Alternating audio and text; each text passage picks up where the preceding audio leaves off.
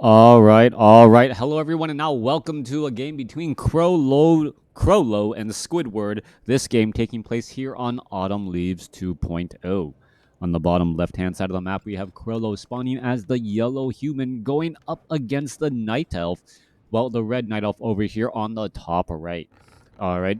I wanted to say a couple of things. First of all, hats off to Blizzard for finally making Druids of the Talons air attack, air versus air, or instead of magic piercing.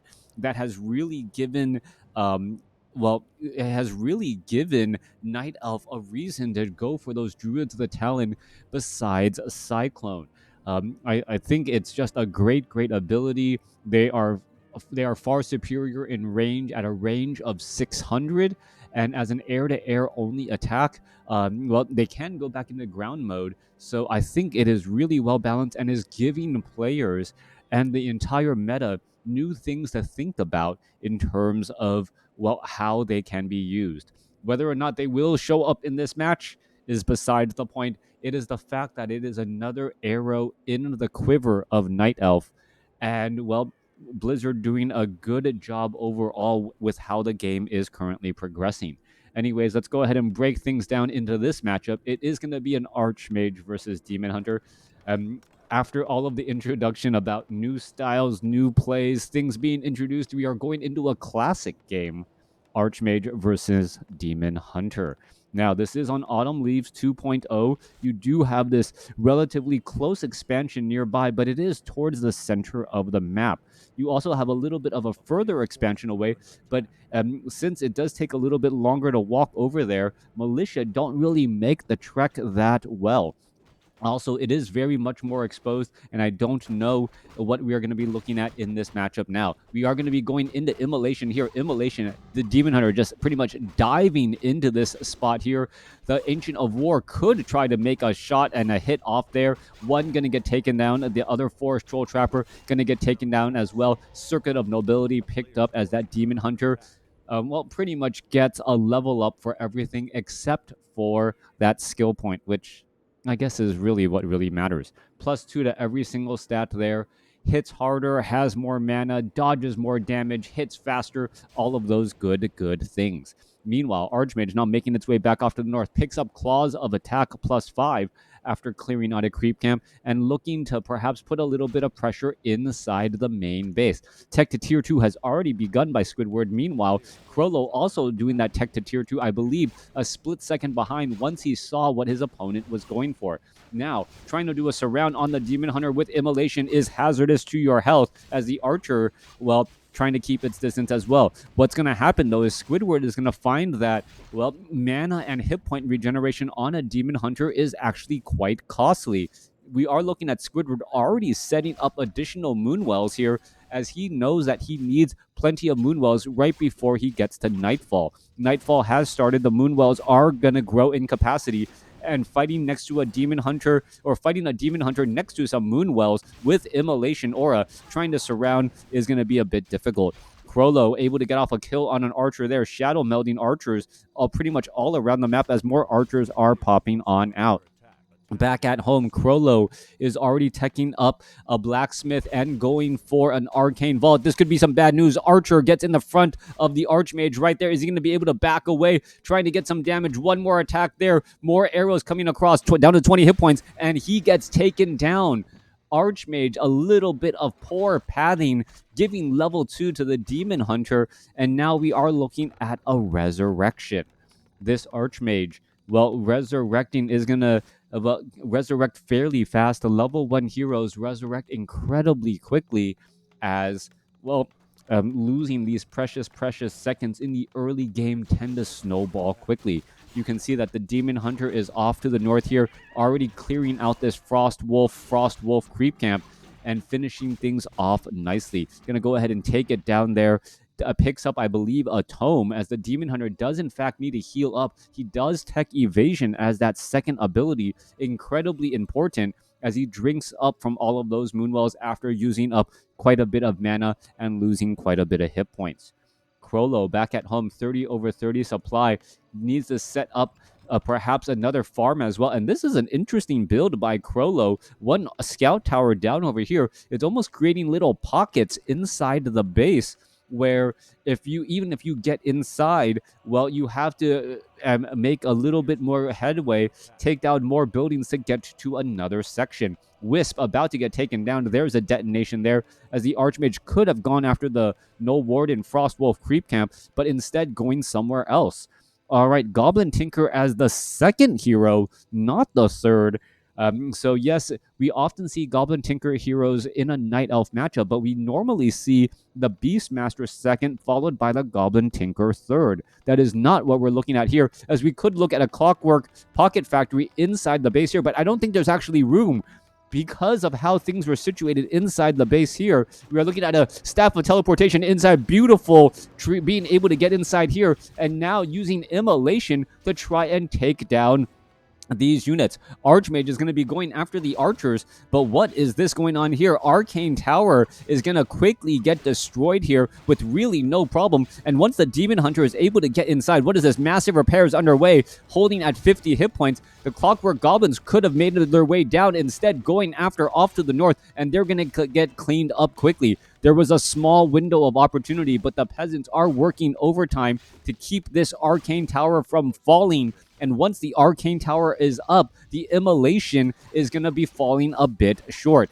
Arcane Tower is now nearing completion there. You can look at the Demon Hunter off to the north here. Pocket Factory, well, trying to absorb a little bit of that damage. Clockwork Goblins are popping on out. Naga Sea, which is going to close things off here. But the peasants, this is an interesting strategy by KroLu.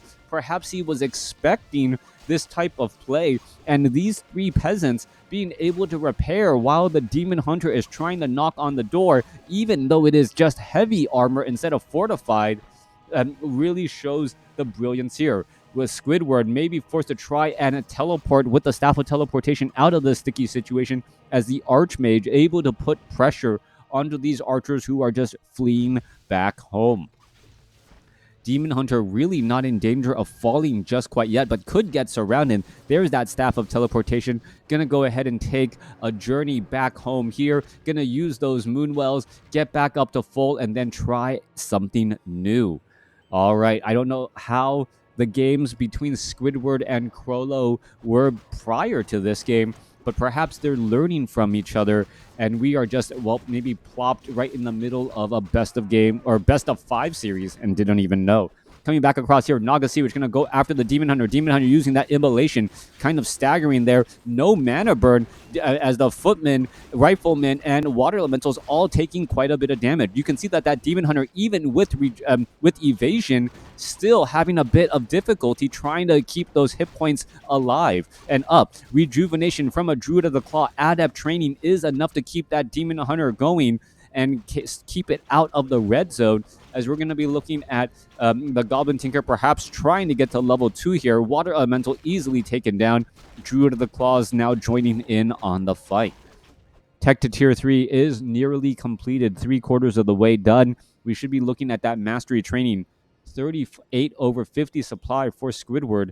Meanwhile, 39 over 42 for KroLu. I am surprised that Squidward doesn't have additional Moonwells, but with the introduction of Adept Druids of the Claw, they seem to be just fine keeping those hit points and keeping those heroes in the green.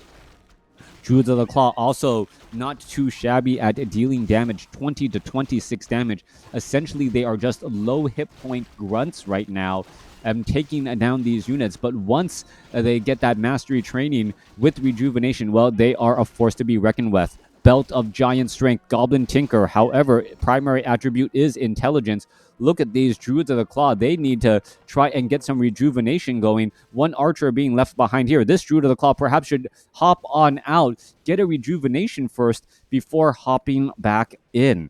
That is the question there. Meanwhile, Archmage getting close to level 3. Naga Sea Witch not too far, well, gonna get halfway there here. Archmage will get to level 3, also has a Mana Stone, as we are looking at a drop inside the base here. Goblin Tinker gonna go ahead and drop right there. Here we are, here we go. Druid of the Claw does see, he really needed that rejuvenation earlier. Beautiful micro by KroLu, finding that easy target and having that Arcane Tower shut down that Druid of the Claw. mistake by Squidward there. He needed to drop that. He needed to drop that Druid of the Claw earlier, get the rejuvenation off, and then do more. Meanwhile, inside base here, even though it is coupled into different quadrants, well, Squidward was able to find the weakest building, that heavy armored arcane tower, and is now shutting down all of the mining inside of the base. Squidward, his simple presence is shutting down KroLu's ability to mine, and with that, as long as he is inside here, he is building a bit of an advantage. 45 supply compared to 38. Archmage and Nagasi, which have no way of really engaging inside here at all, as the peasants are looking to back away. Clockwork Goblins are making their way over as well, as the Demon Hunter is still able to do a bit of a strong play here. Sorry, Squidward. The brilliant execution, or brilliant strategy, poor execution for not getting that Druid of the Claw healing going on.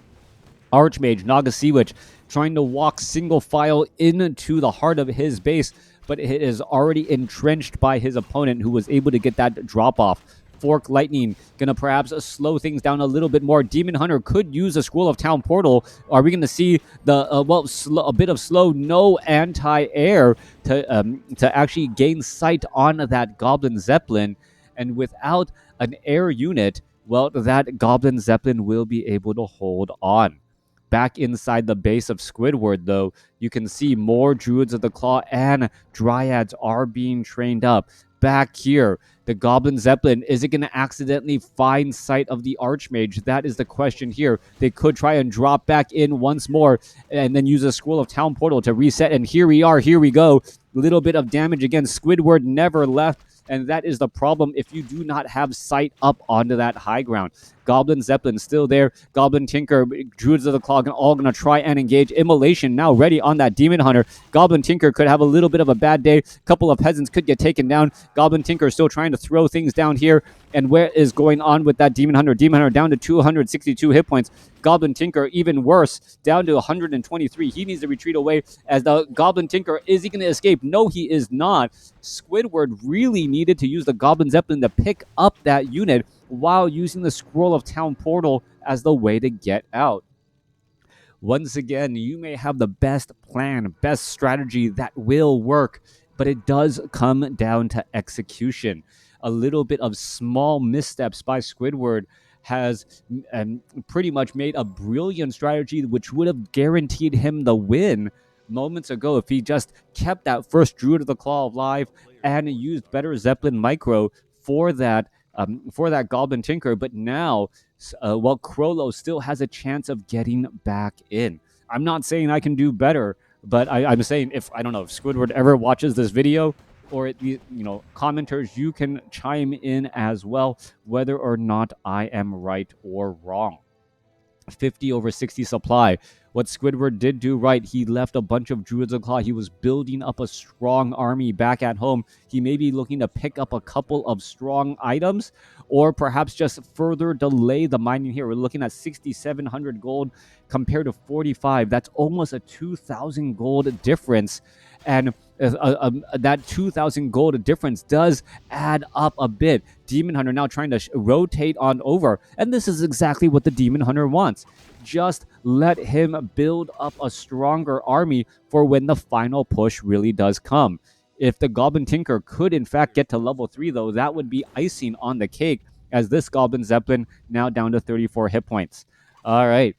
This Demon Hunter doesn't need to do much. He knows that every second that's going on right now, he is getting a 10 gold advantage, and that's all he really wants and needs. Demon Hunter challenging a Spellbreaker. Spellbreaker going to go ahead and finally engage against the Demon Hunter. Are we going to see an attack going back and forth? Perhaps Staff of Teleportation to reset into an actual fight. Demon Hunter teleporting back off to the north, as the Goblin Tinker, well, still not at 3. I would have thought he would have gone after that Null Overseer already. Here we are. There is an Enforcer right there at this 5-5-3 creep camp. Goblin Tinker will get to 3 here pretty easily. Rejuvenation needs to go down on the Goblin Tinker. No reason for him to be at 300 hit points at all. There's that Rejuvenation. There's that level 3. And now picking up a Potion of Greater Mana. Dual level 3 heroes for Squidward. However, KroLu is getting closer to level 4. and that is a big deal. Squidward has a slightly larger army. It is still anyone's game at this point, and it may come down to execution and, well, it's going to come down to execution and strategy. Not no maze or buts about this. Naga Sea Witch looking to perhaps finish off some of these units here. Archmage gets up to level 4. It does pick up a Wand of Mana Stealing. That is a big deal, being able to have, well, 100 or 260 mana swing, your opponent losing 130, you gaining 130 overall. That could be the difference here.